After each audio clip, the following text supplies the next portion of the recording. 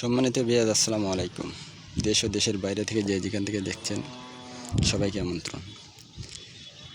সাতক্ষীরা জেলার সাতক্ষীরা সদর থানার রইসপুর গ্রাম বন্যা কবলিত এলাকা। বর্তমান সময়ের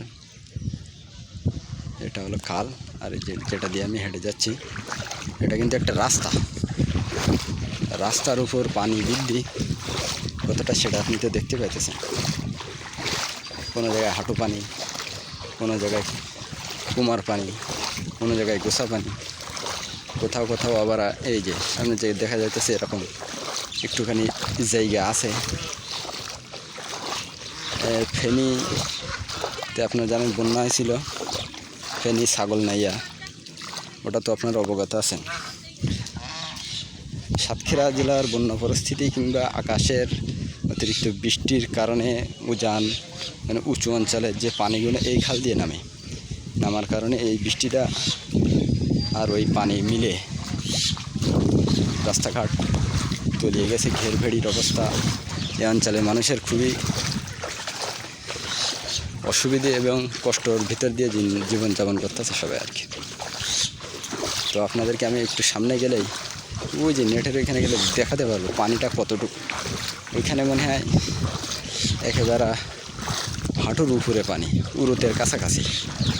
হ্যাঁ, সব ঘেরভেড়ি কোনো রকমের বেঁচে আছে আর কি। হাঁটু বলা যাবে না, অবশ্যই মাজা বলা যেতে পারে, কারণ এখানে পানিতে হাঁটুটা না। কোনো রকম ঘেরভেড়িগুলো নেট পাটা খোটা এটা দিয়ে রাখছে আর কি, বুঝছেন কী অবস্থা। আর এটা হলো সেই রইসপুরের সেই বিখ্যাত ব্রিজ,